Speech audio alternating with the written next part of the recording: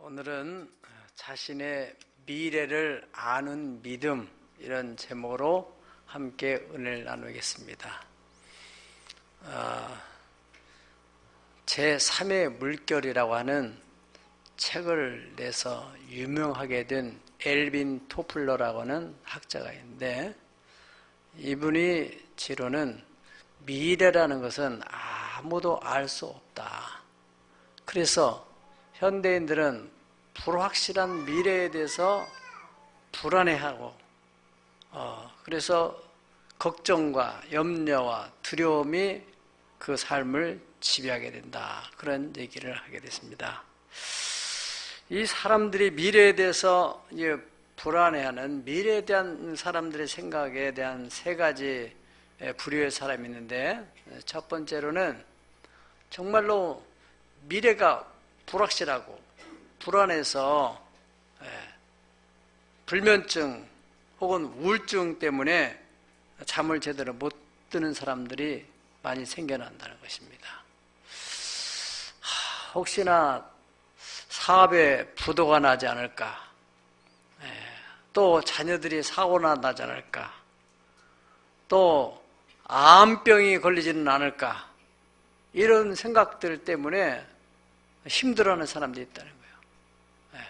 그 사실 쓸데없는 일인데도 그런 생각을 많이 하는 사람들은 대체로 생활 수준이 있는 사람들이 만약에 그렇다고 그래요. 그러면 여러분들이 만약에 그런 고민한다면 내가 생활 수준이 있어서 그렇구나, 그렇게 생각하면 될 거예요.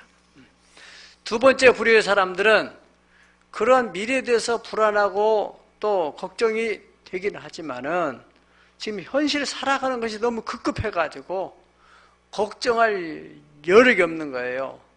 또 걱정 한들 해결되는 것도 아니기 때문에 오히려 염려되는 것을, 불안해하는 것을 피하려고 하는 그런 마음으로 그저 잊고서 살아가려고 하는 사람들이 두 번째 부류의 사람들입니다. 세 번째 부류의 사람들은 자신의 미래에 대해서 불안해하지도 않고 오히려 자신감과 확신을 가지고 살아가는 사람들이 있습니다. 어떻게 그렇게 할 수 있을까요? 그 사람들이 돈이 많은 사람들일까? 권력을 많이 가지고 있기 때문에 그럴까? 또 공부를 많이 해서 지식이 많은 이 가지고 있기 때문에 그럴까? 그런 사람들은 오히려 권력 있는 사람들도 불안해요. 지식 많은 사람들은 더 복잡해요. 어떤 사람들이요? 믿음을 가진 사람들. 하나님을 향하여 믿음을 가지고 있는 사람들, 그 사람들이 바로 미래에 대해서 불안하지 않고 앞으로 다가올 자신의 미래에 대한 믿음을 가지고 있다는 거예요. 안다는 거예요. 알아, 믿음을. 그러면 그 사람들은 현실적으로 문제가 없어서 그러는가?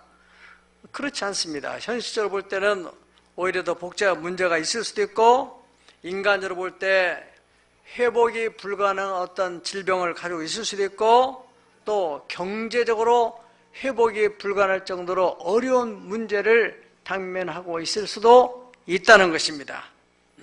그럼에도 불구하고 좋으신 하나님에 대한 믿음, 천지 만물이 다 변한다 할지라도 영원히 변하지 않는 절대 불변의 진리의 말씀을 붙들고 있는 사람, 그런 사람이 자신의 미래에 대해서 확신을 가지고 있어요.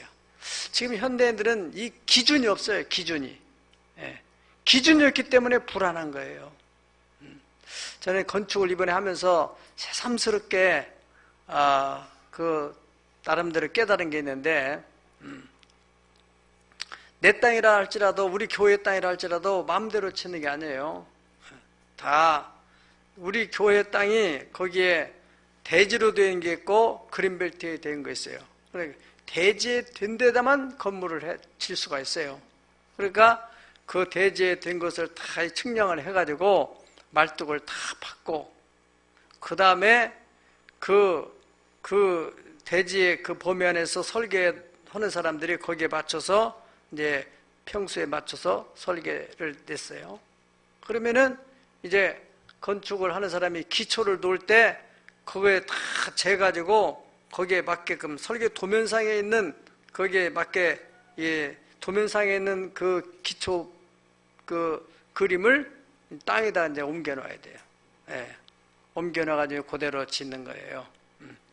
그런데 이제 설계 사무에서 가장 신경 쓰는 게 뭐냐면은, 물론 건축이 이렇게 설계대로 잘 되는 것도 중요한데, 이 대지 경계를 벗어나서 잘못 안 치면 이게 문제가 된다는 거예요. 사실 20여 전에 진 것을 보니까 이게 많이 한쪽으로 치우쳐가지고 사실은 경계다가 진 건물이더라고요. 이번에 보니까. 예, 헐기 잘했어요, 그거. 그래서 이번에 이렇게 해서 딱 이렇게 제대로 안 쳤는데, 예, 나중에 준공을 낼 때도 제대로 안 쳤는가 또 확인을 해야 돼요. 그런데 공사를 하다 보면은 이 말뚝을 다 뽑아내가지고 막 지금 다 없어졌어요. 그런데 그 사람들이, 그 건축하는 사람들도 그렇고 설계하시는 분도 그렇고 항상 어디 한 곳에 있는 말뚝 하나는 절대 없이면 안 된다는 거예요.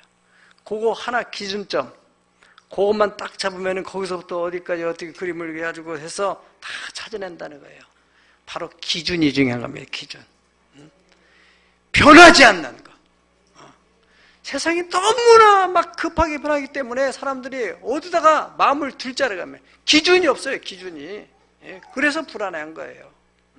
기준만 있으면 다 문제 없어요. 여러분들이 정말로 이 미래에 대해서 불안하지 않으려면 영원히 변하지 않는 하나님의 말씀의 기준을 삼아야 돼요. 할렐루야. 얼마나 하나님 말씀에는 이 천지가 변한다 할지라도 하나님 말씀은 1.16도 변하지 않겠다고 하나님 말씀하셨어요. 오늘 바로 말씀의 주인공된 이 욥이라는 사람이 바로 좋은 예가 되는데, 이 사람에 대해서 우리가 1장에서 공부한 것처럼 얼마나 많은 어려움을 당했어요. 예, 그렇게 잘 나가던 사람이 하루아침에 알거지가 된 거 아닙니까? 예, 재산 다 날라갔죠. 가족이 다 풍지박산됐죠. 그리고 자기 몸도 다 망가져가지고 그야말로 살아있는 송장같이 된 상황입니다.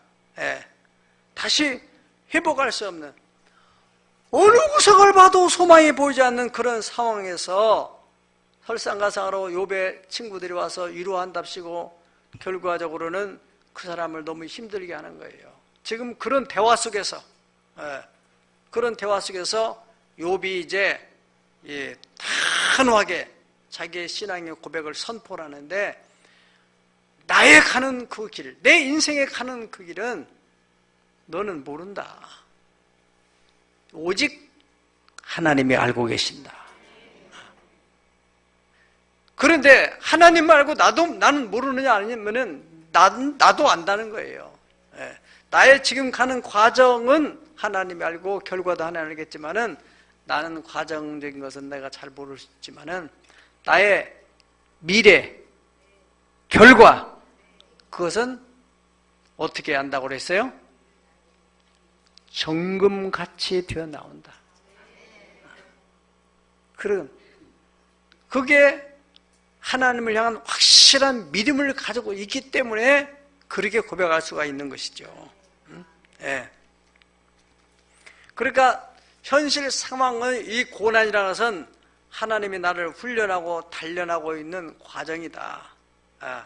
그래서 지금은 힘들지 모르지만은 이 하나님이 단련하신 후에는 내가 정금같이 변화돼서 나오게 될 것이다. 그런 선포를 하고 있는 것입니다. 그것은 곧 이 욥이 자신의 미래에 대해서 알고 또 믿음으로 미래를 보고 있는 거예요. 자, 여러분들의 미래는 어떻게 보입니까? 지금도 답답했겠는데 앞으로 10년 후, 5년 후 사람들이 불안해가지고 막 여기저기다가 보험도 들어놓고, 사실 이 생명보험이라는 게 참 묘한 거거든요. 생명보험 들었기 때문에 걱정 없겠다 생각하는 사람이 있어요.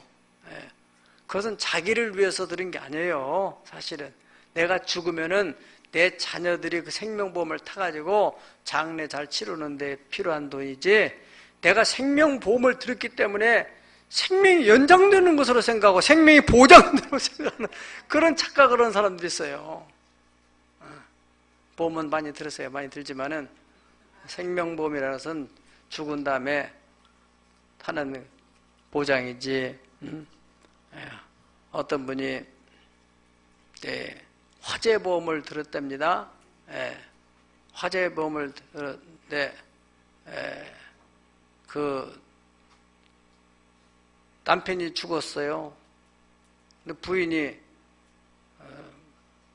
보험이 안 나온다고 막 그렇게 보험사에다가 전화해가지고 왜 이 보험금을 안 주냐고 막 야단을 치니까, 아니 남편이 화재보험을 들었는데 지금 돌아가신 거하고 상관이 없는 겁니다. 그러니까 아니 지금 그래서 남편 화장 다 시켰잖아요. 화재 나서 화장 준 건데.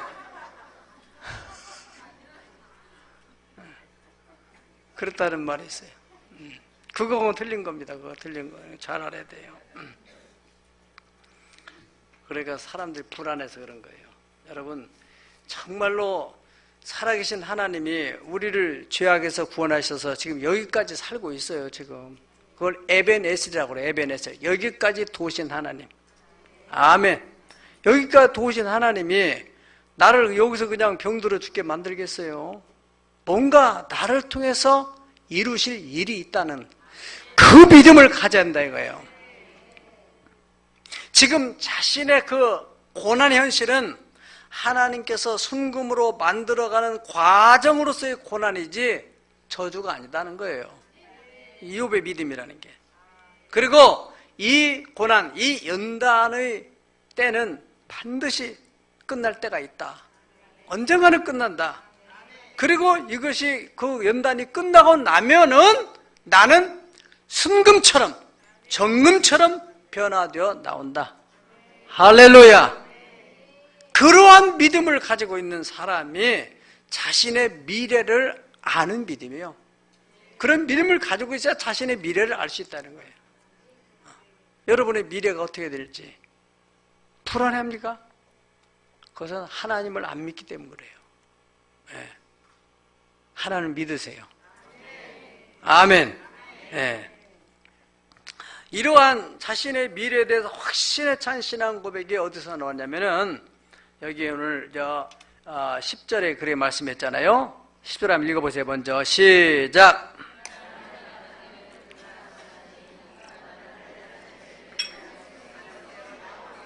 어떻게 이렇게 당당하게 고백할 수 있느냐? 이것은 11절에 내 발이 그의 걸음을 바로 따랐으며 내가 그의 길을 지켜 치우치지 아니하였고 내가 그의 입술의 명령을 어기지 아니하고 정한 음식보다 그의 입의 말씀을 귀히 여겼도다. 아멘. 이러한 신앙적인 바탕이 있었기 때문에 이렇게 말할 수 있다는 거예요. 다시 말하면은 철저한 말씀 중심적인 신앙. 기준이 있다 이거예요. 기준이 다 무너져도 없어져도 기준점만 찾으면 다시 원상을 복귀시킬 수 있어요. 네. 우리의 삶의 기준은 하나님이요, 하나님의 약속된 말씀이에요. 지금 욥은 다 무너졌어요. 어디 하나 회복될 기미가 보이지 않는 그런 상황에서 욥이 나의 가는 길은 그가 아시라니. 그가 나를 단련하신 후에 나는 반드시 내 미래는 정금같이 되어서 나온다. 할렐루야! 대단한 것입니다. 그러니까 이 사람 바로 내 발이 그의 걸음을 바로 따랐고 내가 그 길을 지켜 치우치 않았고, 그러니까 하나님에 대한 믿음, 하나님 말씀에 대한 것을 이렇게 붙들고만 있는 게 아니고 그 말씀을 믿고 순종함으로 믿음의 행보를 했다는 거예요. 믿음의 행보. 그 길을 바로 따랐다. 그리고 그 하나님 말씀에 대해서 어떠한 음식을 먹는 것보다 더 그 말씀을 중요하게 했다. 하나님 말씀, 기록된 말씀, 선포되는 말씀에 대해서 그렇게 중요히 여겨서 어려움 속에서도 예배 안 빠지고 그 예배 때마다 주시는 그 말씀을 믿음으로 받아들이고 그 말씀을 소망의 끈으로 삼고 그렇게 했기 때문에 자기는 분명히 자기 미래는 정금같이 되어 나오게 될 것이다, 이렇게 말하고 있는 것입니다. 예. 그러니까 이 사람이 그렇게 그러면은 뭐 앞으로 잘 될 것이다, 이제는 뭐 걱정할 거 없다, 그렇게 하고 있지는 않았어요. 그런 믿음이 있음에도 불구하고 빨리 이 현실의 이 고난의 문제를 타개하고 싶어서 기도를 하는 거죠. 어떻게 해요? 하나님을 찾아서 하나님만 만나면은 이 지금 고난의 원인, 또 이 고난이 언제 끝날 것인지 이 부분에 대해서 하나님께서 알고 계실 것이니까 그 하나님 좀 만나보려고 이 욥이 지금 발버둥을 치는 거예요. 예. 3절에 보세요. 3절 제가 읽어보실까요? 시작.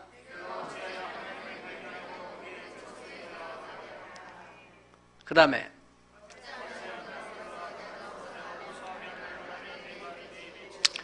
그 다음 내게 대답하시는 말씀을 내가 알며 내게 이르시는 것을 내가 깨달으랴. 어떻게 하면은 하나님을 좀 발견해서 그의 처소에 좀 나가볼까? 하나님이 어디 계신지 지금 한번 하나님 만나볼까? 그리고 어찌하면 그 앞에 내가 호소하며 변론할 말을 내 입에 채우고 내가 그분 앞에 호소해서 내가 이렇게 해서 하나님 너무너무 힘들고 너무 억울하고 이 친구들이 와서 이렇게 내 정죄하니까 하나님 내 중심을 하나님이 아시잖아요. 저 하늘에 계신 나의 증인이 되어달라고 그렇게 좀 하고 싶고, 내게 내가 지금 묻는 거에 대해서 하나님께서 어떻게 말씀해 주실까? 좀 그것을 좀 알고 싶어서 그렇게 애를 쓰는데도 문제가 뭐예요? 도저히 만날 수 없다는 거예요.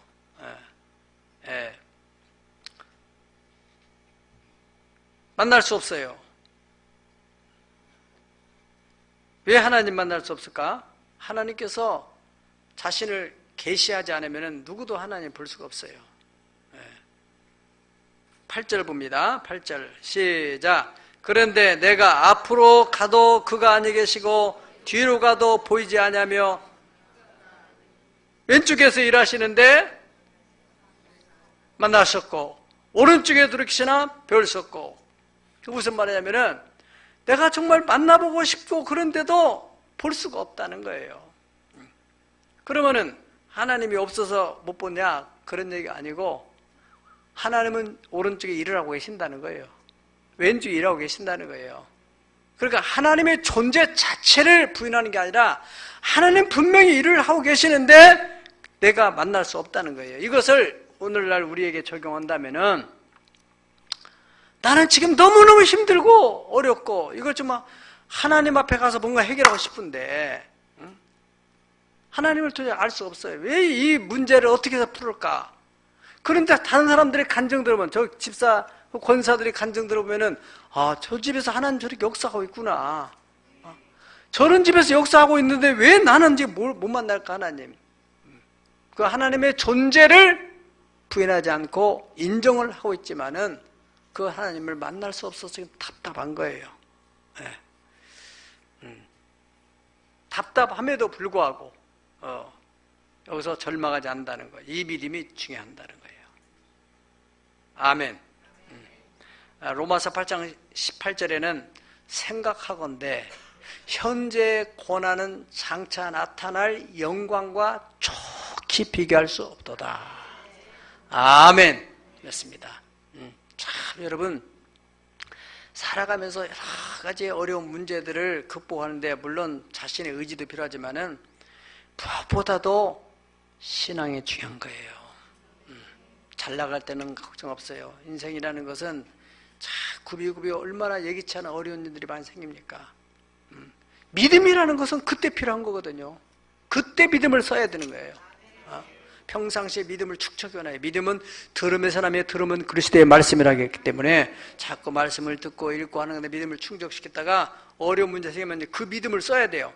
왜 돈을 저축을 합니까? 필요할 때 쓰려고 저축하고 적금 드는 거 아니겠어요? 예?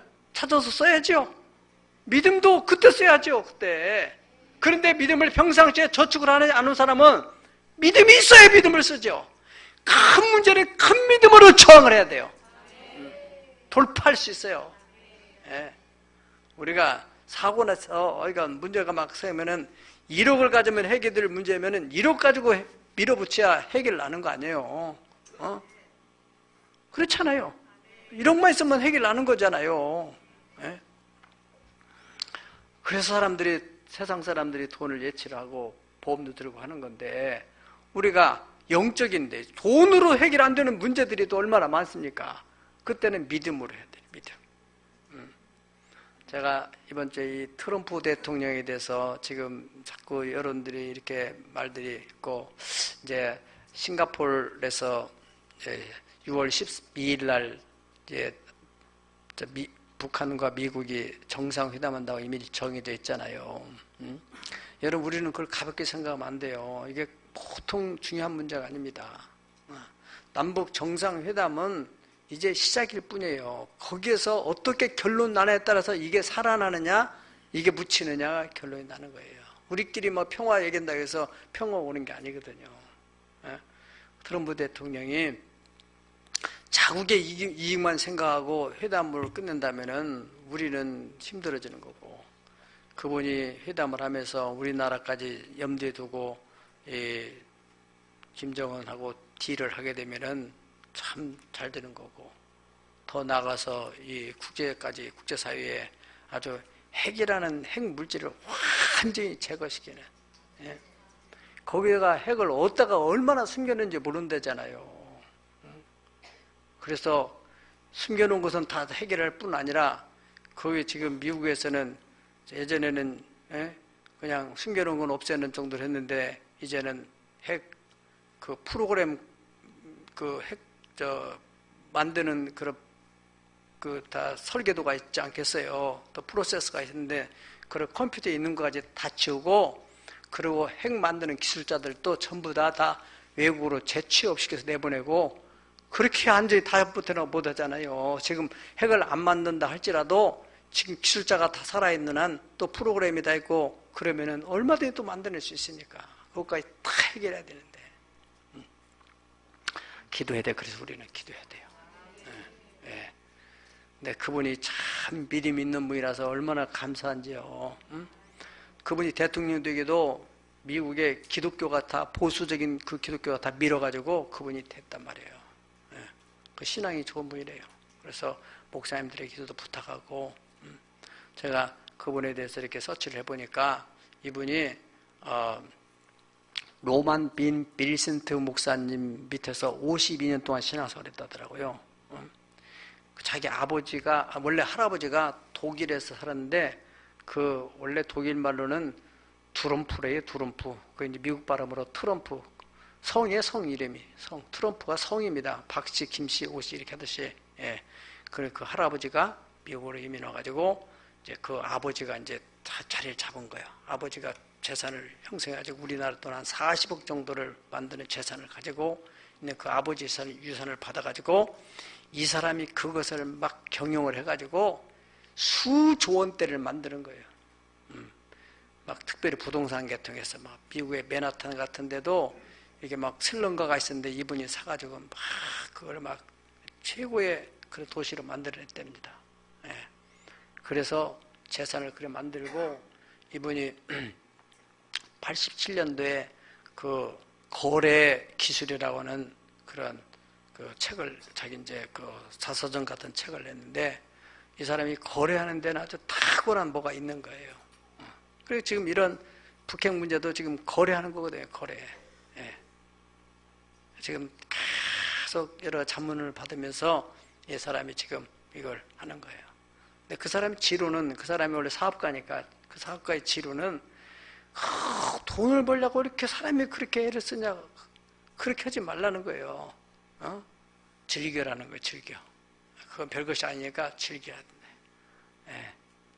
그런 사고방식이 있더라고요. 그래서 크게 생각을 하고, 그리고 언론을 잘 이용하고, 또 최악의 상황을 생각하고 그 사람의 거래 기술의 11가지 가운데서 이제 크게 중심적인 것이 3가지 바로 그거예요. 크게 생각하고 그 다음에 언론을 활용하고 그래서 언론에 조금 나쁘게 나오더라도 안 나오는 것보다는 낫다는 거예요. 이 사람 치료는. 예. 그러니까 일단 알려지니까 어떻든 알려지니까. 예. 그래서 그게 그 사람이 선거 유세할 때도 막 그냥 말을 막 툭툭 하고 이게 그래서 막 이슈가 되고 막 그래서 그게 오히려 더 이게 알려지는 역설적인 거죠. 예. 그래가지고 다 힐러리가 된다겠는데 생각밖에 이 사람이 된 거잖아요. 예. 또 하나님 역사지, 하나님 역사지. 힐러리가 됐더라면 저 김정은이 다루질 못하죠. 이분은 김정은을 다룰 겁니다. 그러니까 여러분들이 그 대북 제재를 해가지고 지금 나온 거 아닙니까? 기도를 많이 해야 되겠어요. 그리고 그분이 그 신앙도 돈독하고 공부도 명문대학에서 제대로 공부한 사람이에요. 무식하고 사람들이 언론에 비치기는 막 무식하고 그냥 막 툭툭하고 막 그런데 전부 전략을 가지고 이 사람이 하는 거예요. 행동하는 거예요. 그 사업이라는 게 그냥 막 아무렇게나 하면 돈이 들어옵니까? 그렇지 않잖아요. 얼마나 머리를 써가면서 남의 주머니에 있는 돈을 합법적으로 내 주머니로 옮긴다는 게 그거 쉽냐고요. 에? 대단한 거예요. 에. 그가 그런 고비들을 어떻게 돌파하고 나왔느냐? 믿음이야, 믿음. 예. 바로 이 신앙이라는 그런 데 필요한 거예요. 변하지 않는 진리의 말씀, 인간의 생사복을 주장하시는 전능하신 하나님에 대한 신뢰. 나는 그의 걸음을 바로 따랐다가 욥이 그러잖아요. 그렇게 망가진 가운데서 다시 회복할 수 있는 그 원동력이 하나님의 말씀에서 나온다는 것입니다. 이것을 여러분이 체험을 해야 돼요. 우리 가운데서는 욥같이 망가진 사람은 없잖아요. 그 정도 가지고 그렇게 절망을 하는 것은 한마디로 말해서 믿음이 없기 때문에 그런 거거든요. 예수님은 죽은 자도 살리신다는데, 에? 죽은 자 살리는 것보다는 쉽지 우리 삶이 일어나는 것이. 믿으면 아멘 하세요. 예. 믿음은 뭔 게 문제예요. 믿음. 나의 의는 믿음으로 말미암아 살리라. 두 번째로 자신의 미래를 확실히 알 수 있는 믿음을 가진 사람은요, 하나님의 절대 주권을 인정하고 하나님의 그 주권하에서의 그 훈련, 연단하시는 것을 기쁨으로 잘 받아들이는 사람이에요. 13절 보시죠. 13절 시작. 그는 뜻이 일정하시니 누가 능히 돌이키랴. 그의 마음에 하고자 하시는 것이면 그것을 행하시나니. 그건 하나님의 절대 주권이 있어요. 그런 뜻이 일정하는 거예요. 그래서 그가 하고자 하시는 것을 그는 하시는 분이야. 누구도 그의 하시는 일을 막을 수가 없어요. 어떤 권력을 가진 사람도 어떤 물리적인 힘으로도 막을 수 없어요. 예수님께서 부활하시는 것이 하나님이 정하신 뜻이에요. 그 예수님의 부활을 막으려고 헤롯이 거기다가 물리적으로 큰 돌, 부활한다 할지라도 예수님이 혼자 힘으로는 밀고 나오지 못하도록 큰 돌을 군인들을 통해 가지고 다 돌문을 막아놨잖아요. 그리고 권력적으로 헤롯이 거기다가 다 임봉을 해서 왕의 직인을 찍어가지고 누구도 뛰면은 그거 사용되는 것이니까 뜨지 못하도록 다 임봉을 해놓고 그래도 못 믿어서 로마의 특수부대를 가서 다 보초를 세워놨어요. 혹시나 제자들이 와가지고 밖에서 어떻게 해가지고는 밤에 훔쳐갈까 봐서 그렇게 가서 다 완벽하게 장치를 해놨는데 하나님이 계획하고 하나님이 하시겠다는데 어떻게 막아요?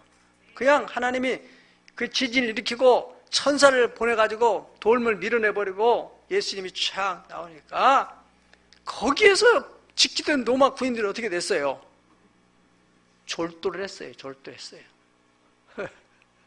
그리고 예수님이 여유있게 나오셨잖아요. 믿으십니까? 하나님이 뜻이 일정하시. 하나님께서 여러분을 통해서 행하실 목적과 계획이 있는데 누가 그걸 막을 수 있겠어요? 그 믿음이야. 하나님께서 나를 단련한 후에 정금같이 나오게 하는데 누가 그 길을 막을 수 있느냐? 지금 정금같이 나오게 하기 위해서 나를 지금 단련하는 과정 속에 있는데 지금 그걸 말할 길이 없으니까 그것을 내가 받아들여야 된다. 기쁨으로 달게 받겠다 하는 거예요. 그런 고백입니다. 그런 고백을 할 수 있는 사람. 하나님, 이게 죄로 인해서 온 고난이 아니고 하나님 나를 쓰시기 위해서 단련하신다면은 내가 기쁨으로 달게 받겠습니다. 이 과정이 있어야만이 결과가 올 것이 아니겠냐 말이죠. 그런 믿음. 이것이 바로 성경의 로마서 8장 28절에는 하나님을 사랑하는 자, 곧 그 뜻대로 부르심을 입은 사람들에게는 모든 것이 합력하여 선을 이루시느니라. 아멘. 예, 사도 바울도 이 로마서를 쓸 때 그 전에 보면은 자기 일생을 돌이켜 때 왜 내가 이렇게 어려운 일 당하느냐, 얼마나 많은 고난을 당했어요. 돌이켜 보니까 그 모든 어려운 것들을 다 펴가지고 하나님이 선한 일을 이루셨어요. 오늘 우리 교회가 34년째를 맞이하는데 오래되신 분들은 알아요. 얼마나 많은 고난의 과정들이 있었어요. 지금 이 30년, 우리 교회에서 30년 이상 있는 분들이 지금 한 5분 남았는데 그분들은 대단한 사람들인 거예요. 예. 보통 사람들은 너무 힘들어서 떠난 거예요. 아유, 여기서 힘들겠어 못했겠다. 나는 우리 교회에 대한, 내가 목회자이기 때문에 그런 게 아니라 우리 교회를 향한 하나님, 이건 하나님의 교회입니다. 하나님께서 이 교회를 향하신 분명한 목적과 섭리가 있어요. 그래서 하나님께서 지금 이 교회를 진행해 나가는 거예요. 박물관을 세우는 것도 다 우리가 이 그린벨트를 들어가고 싶어 들어갑니까? 이 박물관 들어가기 전까지는 우리가 막 시흥에서 제일 잘 나가는 교회였었거든요. 예배당 짓고 구성돼서 벌써 그때 개척하고 3년, 4년 내 그 예배당을 잘 져가지고 막 크게 전한 그 지금도 있잖아요, 거기에. 거기서 그린벨트로 돌아가지고 1등 고생을 할 줄 누가 알았어요. 고생을 할 줄 알았으면 안 들어가죠. 엄청 고생했어요. 고생 많이 했어요. 그 고생은 고생이 아니라 단련이죠, 단련. 이런 면에서 저런 면에서 별것, 내가 거기 들어가가지고 평생에 이렇게 재판하기 전에 보내는 편지 같은 거 있죠? 내용 증명. 그 무식해서 몰라가지고 옛날에 편지로 생각했어요. 나중에는 보니까 내용 증명이에요. 처음 봤어요. 네. 그러면서 내용 증명 이렇게 쓰는 거구나. 그것도 배우고 이런저런 다 많이 배웠어요. 그래서 그거 가지고 여러분들 다 도와주라고 하는. 네. 아무튼 그런 속에서 하나님께서 오늘 우리 교회를 이렇게 세워줬고 또 우리 후손들이 만들어가고 있고, 그래서 그런 믿음의 연장선에서 볼 때 반드시 앞으로 가면 갈수록 더 좋아지는 교회가 된다. 놀라운 일들이 많이 벌어질 것입니다. 정금같이 되어나오게 될 것이에요. 아멘. 그러니까 하나님의 절대 주권, 여러분 요셉을 하나님께서 국무총리로 만들려고 하는 그 계획을 가지고 있어요. 국무총리 만들려면 이 사람이 아버지에서 뭘 배웠어요? 양치는 것밖에 배운 거 없어요. 안 그러시 양치는 것밖에는 모르는 거예요. 그 사람이 나라를 경영하려면 정치를 알아야 되는데 어디 가서 공부를 할 수 있어요? 그러니까 하나님께서 보디발 장군의 집 짓고 거기서 교도소를 지어놨어요. 교도소도 여러 범죄인들이 들어가는 그 홀이 다 있잖아요. 그 룸들이. 그런데 하필이면 이 사람은 정치범들이 들어가는 데가 다 집어넣었잖아요. 그 사람들이 그 교도소 안에서 밥만 먹으면 어디 갈 데도 없고 그 조그마한 공간에서 하는 얘기가 뭐겠어요? 아이고, 김 장관이 어떻고, 차관이 어떻고, 대통령이 어떻고, 맨날 그런 얘기만. 지금도 이 정치인들이 들어가는 데가 있어요. 언론인들이 들어가는 데도 있고, 다. 거기서 이제 이 사람들이 그런 얘기. 예. 그래서 밥만 먹으면 그 얘기를 자꾸 듣고, 정치라는 건 이런 거구나. 그래서 정치를 하나님이 가르쳐 주기 위해서. 잘 들으세요. 예. 그래서 정치를 배워가야 오는 거예요. 그래서 욥이 거기 이제 나와가지고는 애굽왕 바로가 불러가지고 바로의 궁궐에 들어가가지고 얼마나 정치를 잘합니까? 바로가 감동을 받아가지고 반지에다 빼주면서 모든 실권은 네가 다 가지고 있으니까 나는 이름만 가지고 있겠다. 대단한 일이지 않습니까? 응? 그러한 인물을 만들기 위해서 교도소로 집어넣은 거라니까. 그게 단련하는 과정이에요. 큰 정치인을 만들기 위해서. 하나님이 또 모세를 민족의 지도자로 만들기 위해서 미디안 광야로 집어넣잖아요. 40년 동안 양떼들하고 사는 거예요. 애굽에서 40년 동안 최고의 공부를 한, 최고의 석학 밑에서 학습을 하고 교육을 받은 이 사람이 그 미디안 광야에 들어가서 처가살이 하면서 양 치는데 얼마나 힘들겠어요. 그런데 하나님의 그건 이제 교육학적으로 말하면 히든 커리큘럼이라고 그래요. 하나님이 숨겨진 교과 과정은 이런 큰 지도자의 마음을 갖게 하려고, 큰 양떼를 움직이는 것을 보게 가르치려고. 그래서 거기서 그 많은 양무리를 치는 훈련을 하시는 거예요. 만약에 모세가 그 머리와 혈기와 가슴만 열정만 가지고 40대 그 혈기 막 끌어오를 때, 그 젊음이 있을 때 그것을 하나님이 출애굽을 시켰다면은 어떤 일이 벌어지겠어요? 광야에서 이스라엘 백성들이 원망하고 불평할 때 전부 다 때려 죽였을 거예요, 아마. 그 40대도 막 혈기 나가지고 자기 민족끼리 싸우고 하니까 막 그냥 때려 죽여가지고 물에다 묻어놨다가 그것 때문에 이제 문제가 돼가지고 도주하게 됐잖아요. 광야에 40년 훈련을 받고 나서 나이가 80이고 나니까 다 이해하고 온유한 사람이 된 거예요. 온 마음은 그 하나님께 가서 하나님 저들의 죄를 용서해 주고, 하나님께서 야 저거 다 해결해버리고 다 불사시키고 너를 통해서 새로운 족속을 만들겠다, 너를 통해 새로운 씨를 받겠다고 하니까 하나님 앞에, 하나님 그러면은 다 이 주변에 있는 이방인들이 볼 때 하나님에 대해서 얼마나 또 말이 많겠습니까? 하나님 그렇게 하지 마세요. 이 백성들을 지으려면 차라리 제 이름을 생명책에서 지어달라고. 이런 사람이 되는 거예요. 그런 사람이 되도록 하기 위해서 하나님이 그런 훈련을 했다. 여러분, 이 다윗이라는 사람 마찬가지입니다.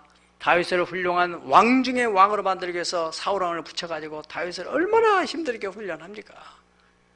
내일을 알 수 없을 정도로 그가 계속 도망자가 되어서 여기저기로 도망다니면서 하루하루 살아가는 데 있어서 그가 그 고난 속에서 시편 57편 7절에서 9절 그렇게 고백을 합니다. 하나님이요, 내 마음이 확정되었고 내 마음이 확정되었으니 내가 노래하고 찬송하리다. 내 영혼아 깰지어다, 비파야 수금아 깰지어다, 내가 새벽을 깨우리로다. 그 다음이 중요합니다. 따라합시다. 시작. 주여 내가 만민 중에서 주께 감사하며 문 나라 중에서 주를 찬송하리다. 이게 무슨 말입니까? 이 고난 후에 자기는 분명히 만민 중에 또 나라 중에서 드러나서 사람들에게 하나님이 나를 이렇게 만들었다, 우리나라를 이렇게 세웠다 하는 것을 간증하겠다는 거예요. 자신의 미래에 대해서 불확실한 게 아니라 자신의 미래를 알고 있는 믿음을 가지고 있는 거예요. 그러니까 이런 고백을 할 수 있는 거죠. 내가 이러다가 죽으면 어떻게 할까? 이런 걱정과 불안과 두려움이 있다면 어떻게 내가 만민 중에 하나님을 증거한다고 하겠어요? 여러분들이 정말 믿음을 가졌다면 하나님, 이 고난 후에 다 해결하고 난 하나님이 나를 높이시는 그날이 올 것인데, 내가 이렇게 고난당하는 사람들에게 하나님이 나의 이 고난 중에 나의 삶을 이렇게 회복시켰느라 내가 반드시 증거할 것입니다.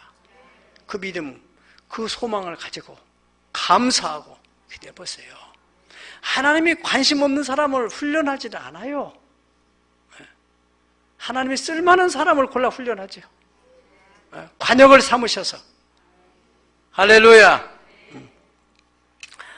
이 욥이라는 사람이 그만한 믿음이 있고 하나님이 믿을만 하니까 그를 사탄을 붙여가지고 그렇게 시험을 하고, 그야말로 욥은 그 하나님이 기대한 대로 그런 믿음의 큰 대장부잖아요. 나의 가는 길은 그가 하신다. 그가 지금 나를 단련하고 있는 과정이지 내 인생이 여기서 끝나는 게 아니다. 여러분, 아무리 중병이 들었을지라도 하나님, 내가 할 일이 많습니다. 하나님한테 딜을 하세요. 근데 왜 병도 안 걸렸는데 앞으로 병 걸릴까 봐 걱정하냐고. 그건 아니잖아요. 옆 사람에서 보세요. 두려워하지 마십시다. 하나님을 믿으세요. 할렐루야.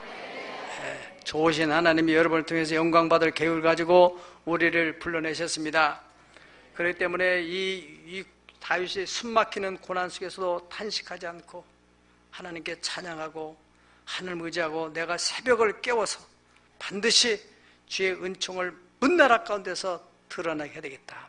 마지막 세 번째로, 자신의 미래를 아는 믿음을 가진 사람은 하나님의 선한 섭리에 대한 확신을 갖고 있는 사람입니다. 따라 하나님의 선한 섭리, 14절 읽어봅니다. 시작. 그런즉 내게 작정하신 것을 이루실 것이라. 이런 일이 그에게 많이 있느니라. 아멘. 이 작정하신다는 것을 이제 섭리라고 하는데, 단편적으로 어떤 계획을 하지 않고 하나님은 장편적으로 이렇게 쫙, 여러분 일생에 대해서 마스터 플랜을 다 하나님 만들어 놓으신 거예요. 이 사람은 이렇게 해서 이렇게 해가지고 이때 훈련해가지고 이때는 이제 써야 되겠다. 이렇게. 요셉에 대해서도 또 모세에 대해서도 다윗에 대해서도 그 일생의 all life, 그의 평생을 통해서 하나님이 다 마스터 플랜을 만들어 놓은 것입니다. 여러분이 지금 여기에 와 있는 것도 절대 우연한 일이 아닙니다. 지금 여러분들이 당면하고 있는 고난도 우연한 일이 아니에요. 여러분들이 이것을 한번 생각한다면은 여러분이 지난날 한번 돌아보세요. 지난날 다 돌아보면은 오늘을 위해서 여러분들이 지난날 훈련을 시킨 거예요. 그럼 오늘의 고난은 또 앞으로 미래 장차 나타날 영광을 위해서 지금 고난을 주고 있는 거라는 거예요. 그 믿음을 가져야 돼요. 그 믿음을 가지면 그 믿음대로 되래요. 믿음이 필요한 거라니까요. 믿음 없이는 고난의 문제를 해결할 수 없어요. 대충 지나갈 수는 있어요. 이 돌아오는 고난이 믿음으로 대처할 때 그것이 간증으로 나타나는 것입니다. 마치 이 물이 막 흘러가는데 이거 어떻게 엄두를 내지 못하고 그냥 지나고 나면은 물은 언젠가는 다 지나고 말아요. 아무리 그 물이 무서워도 지나가는 거예요. 그런데 그 물에 거기다가 발전기를 올려놓으면은 그 물이 지나가기는 지나가지만은 그냥 지나가지 않는 거예요. 어떻게 전기를 만들어내는 거예요. 전기를 만들어내요. 여기도 조력발전소 있잖아요. 바닷물이 막 확 들어오고 밀물때 들어오고 썰물때 막 확 빠져나가고 이때 막 다 닫아놨다가 이 수차를 이용해가지고 밀물 막 밀려오잖아요. 그 엄청난 힘으로 밀려오잖아요. 거기다가 다 발전기, 이 모터 프로펠러 같은 걸 달아놔가지고 그 막 밀어붙이면 막 돌아가거든요. 이게 막. 거기서 엄청난 에너지가 막 나오는 것입니다. 인생의 고난도 마찬가지예요. 그래서 고난이 내게 유익이라는 것입니다. 고난 없는 인생이 없다니까. 특별히 신앙생활하는 사람들은 예수님의 십자가의 그 무시무시한 고난이 없이는 부활의 영광이 없는 거예요. 그것이 기본 로드맵이에요. 예수님이 가신 그 길이 십자가의 길이에요. 그 길 후에는 부활의 영광이 있어요. 나의 가는 이 길 끝에서 나는 주의 영광을 보리라. 아멘. 그래서 고난이 크면 클수록 영광도 큰데 여기에 지금 요번 이렇게 말해요. 그러한즉 내게 작정하신 것을 반드시 하나님이 이루신다. 그 다음에 더 중요합니다. 따라합시다. 그런 일이 그에게는 많이 있느니라. 아멘. 이것은 내게만 있는 게 아니라 다른 사람들은 얼마든지 많이 있다 이거예요. 진리라는 것은 어떤 특정인에게만 해당된다면 그건 진리가 아닙니다. 진리는 시간과 공간과 장소를 초월해서 언제나 어떤 곳에서나 다 통할 수 있는 게 진리예요. 보편적이어야 돼요. 욥에게만 해당되는 게 아니에요. 모든 사람에게 다 해당된다. 그렇게 그런 고난 후에 오는 영광, 단련하신 후에 나타나는 정금과 같은 그러한 프로세스, 원리는 모든 사람에게 다 적용된다는 것입니다.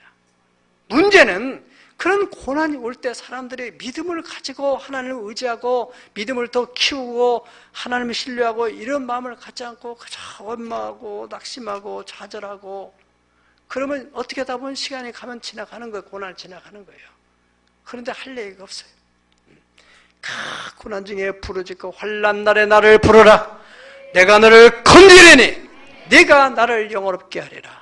네가 부를 때 내가 응답하겠고 네가 부르짖을 때 내가 여기 있다 그렇게 말하겠다. 그러면서 영성이 막 개발이 되는 것입니다. 욥의 그 고백과 확신, 하나님께서 작정하신 것을 이루신다는 그 선한 섭리에 대해서 이것은 자신뿐만 아니라 다른 사람에게도 동일하게 이루어질 수 있다. 여러분, 하나님께서 하나님의 영광을 위해서 또 여러분들뿐만 아니라 여러분들의 가정, 또 우리 교회에 계획하신 선한 섭리가 있어요. 그런 섭리 안에서 우리가 낙심하지 말고 이것을 믿음으로 잘 감당을 하면, 기도하면, 오늘 여기 이 욥의 그 사건뿐만 아니라 성경에 수많은 믿음의 사람들이 그런 고난들을 당하잖아요. 눈물의 선제 에레미야도 바벨론 포로 끌려갈 때 끌려가잖아요. 바벨론의 시위대 뜰 안에서 있을 때 정말 낙심이 된 거예요. 그때 하나님의 말씀이 계시로 그에게 임했어요. 하나님께서 말씀하시기 뭐라고 해요? 에레미야 33장 2절 3절 하면은 일을 행하시는 여호와, 그 일을 지어서 성취하시는 여호와가 말하느니라. 너는 내게 부르짖으라. 그러면 네가 알지 못하는 크고 은밀한 일을 네게 보여주리라. 할렐루야. 그렇게 말씀했습니다. 사랑하는 여러분, 대부분의 사람들은 자신의 미래에 대해서 불확실하기 때문에 불안해하고 두려워합니다. 보통 사람들은 지금 살기가 급급해서 미래에 대한 걸 생각할 여지가 없고 또 그런 불안한 마음이 온다 할지라도 잊어버리려고 생각하고 그냥 생각 없이 살아가는 겁니다. 진정한 믿음의 사람은 자신의 미래에 대해서 확실한 믿음을 가지는, 나의 가는 길은 오직 그가 아시나니 그가 나를 단련하신 후에는 내가 정금과 같이 반드시 나오리라는 그런 고백, 그 고백을 우리도 욥처럼 할 수 있으므로 여러분들을 통해서 하나님의 그 영광이 크게 드러날 수 있기를 예수님의 이름으로 축복합니다. 다 같이 기도하겠습니다.